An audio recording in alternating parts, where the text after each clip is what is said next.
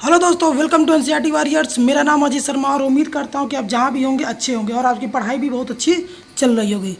देखिए, सबसे पहले मैं ज़्यादा समय न बर्बाद करते हुए सीधे आपको बात बता रहा हूं कि इस बार कोट कोट नहीं होने देंगे। ऐसा ये बात जो है, ये बात यूपी ट्रिपल एससी के द्वारा, उनके जो कर्मचारी उनके द्वारा बोला जा रहा है। अब ऐसा क्यों बोला जा रहा है? देखिए, सबसे पहले जैसा कि आपको पता है कि रिवाइज आंसर की को लेकर एकदम लगातार काम हो रहा है। तो इस बार रिवाइज आंसर की एक ऐसा मुद्दा होता है जिसके वजह से, जिसको लेकर बच्चे तुरंत कोर्ट पहुंच जाते हैं। देरी क्यों हो रही है? देरी इसीलिए हो रही है क्योंकि जो कर्मचारी वो नहीं चाहते कि इस बार रिवाइज आंसर की में कोई दिक्कत हो। रिवाइज आंसर की हम ऐसा बनाएं ताकि किसी के पास कोई सवाल जवाब करने का कोई बात ना हो और इस भर्ती को हम तुरंत फाइनल कर दें। इसलिए उनकी पूरी तैयारी है कि हम कोर्ट एकदम होने नहीं देंगे। अगर किसी को लगता है कि हम इस बार अगर कोई दिक्कत होगी तो हम कोर्ट जाएंगे, तो ये मौका ही नहीं आने देंगे। वो OMR स्कैनिंग बहुत तेज़ी से चल रहा है। 17 तारीख से शुरू हुआ था, 17 अगस्त से, और ये देखिए संभवतः कि 20 सितंबर तक ये ख़त्म हो जाना है। OMR स्कैनिंग और रिवाइज की पर आंसर की पर भी बहुत तेज़ी से काम चल रहा है और ये भी काम बहुत जल्द ही ख़त्म होने वाला है।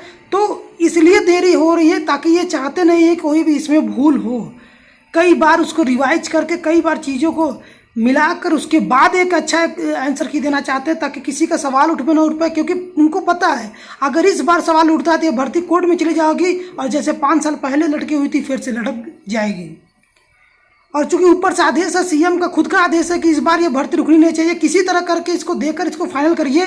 तो इसलिए पूरा बहुत ज़्यादा दबाव भी है यूपी ट्रिपल एससी पे। तो वो नहीं चाहेंगे कि इसमें कोई भी दिक्कत हो, वो यही चाहेंगे कि जो भी हो तुरंत इसको फाइनल किया जाए और इसको ख़त्म किया जाए। तो आपको मैंने ये पूरा डिटेल बहुत अच्छे से यहाँ बताया है।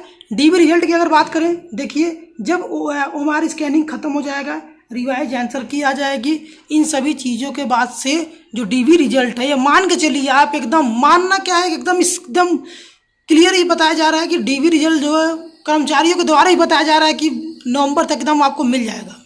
उसके पहले चांस नहीं है, क्योंकि उसके पहले देखिए सितंबर तक तो यही चलेगा। OMR स्कैनिंग, रिवाइज की आंसर की आएगा और आंसर की के बाद भी 1 महीना लग जाएगा, सितंबर अक्टूबर यानी नवंबर तक DV रिजल्ट आपको मिलेगा।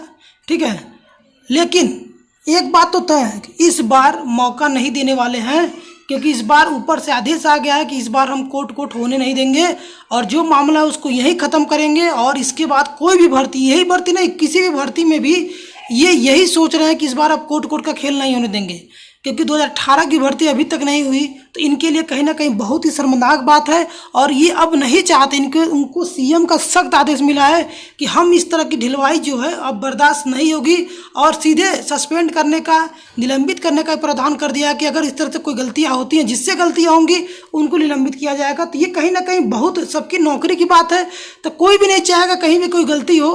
ठीक है, इसलिए पूरा जोर शोर से इसकी तैयारी जमे हुए हैं लोग। और आप जानते हैं कि अगर कोर्ट चला गया एक बार तो फिर ये भर्ती फिर दोबारा फंस जाएगी।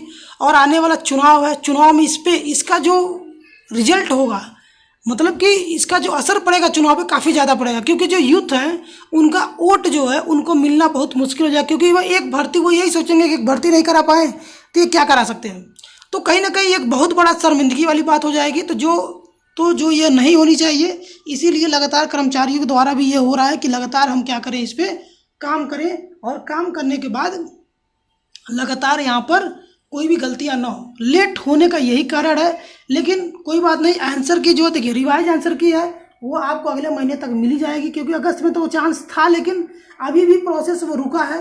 और अगले बार जो होगा G20 सम्मेलन होने के बाद, यानी लगभग 10 तारीख के बाद ही चांस बनेगा मिलने का, यानी 20 मान के चलिए कि 20 सितंबर से पहले चांस बन जाएगा रिवाइज आंसर की का।